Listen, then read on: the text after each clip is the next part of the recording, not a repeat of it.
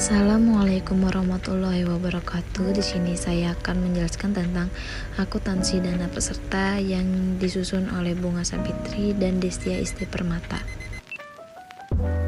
Pengertian akuntansi syariah. Akuntansi menurut bahasa Arab disebut muhasabah.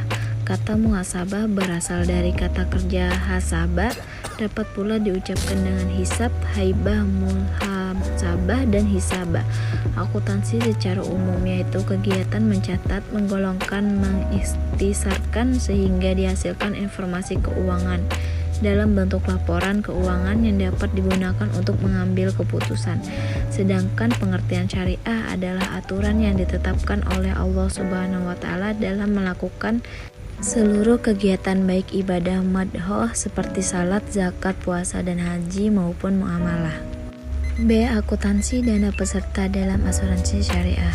Berdasarkan PSAK nomor 108 tentang asuransi syariah, dana peserta adalah semua dana milik peserta secara individual dan kolektif berupa dana tabaru dan dana investasi.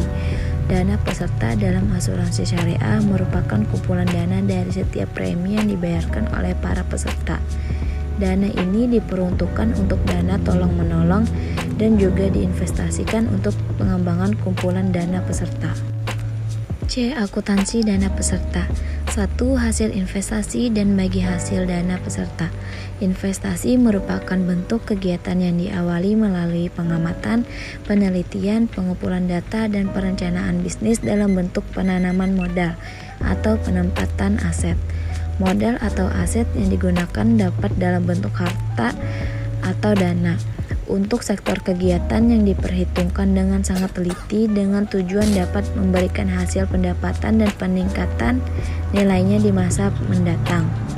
Menurut pengertian di atas dapat disimpulkan bahwa hasil investasi adalah hasil operasi perusahaan asuransi, maka terkumpul sejumlah besar uang untuk dibagi hasilkan kepada peserta asuransi. Apabila ditambahkan terhadap dana perusahaan itu sendiri, maka jumlahnya menjadi sangat besar untuk dibiarkan menganggur tanpa diinvestasikan. Ini adalah tanggung jawab dari bagian keuangan perusahaan untuk menginvestasikannya, karena porsi dana yang diinvestasikan itu sebagian akan disalurkan untuk cadangan klaim mendatang, maka tujuan investasi perusahaan asuransi itu haruslah aman. Kedua, surplus atau defisit dana peserta. Dana peserta yaitu sejumlah perkumpulan uang berasal dari para nasabah secara kebersamaan, bukan secara personal. Transaksi dana peserta ialah transaksi yang berhubungan dengan iuran atau kontribusi peserta dalam satu periode akuntansi. Sesuai Fatwa Lembaga Syariah nomor 21 tahun 2001, dana peserta merupakan perkumpulan sejumlah dana kontribusi yang berasal dari peserta asuransi untuk membantu antar sesama peserta yang sedang terkena musibah. Adapun transaksi yang termasuk dalam dana peserta antara lain 1. Kontribusi, 2. Dana tabaru, 3. Investasi, 4. Fee upah yang dibayarkan, 5. Kontribusi reasuransi, 6. Klaim reasuransi, 7. Penyisihan teknis, 8. Bagi hasil dana peserta, 9. Surplus defisit dana peserta, 10. Cadangan ekuitas dana peserta. Yang ketiga, cadangan ekuitas dana peserta. Cadangan ekuitas dana peserta ialah dana cadangan yang berasal dari pengalokasian surplus underwriting dalam periode berjalan. Pengalokasian dana surplus underwriting tergantung dari kebijakan peserta dan pengelola.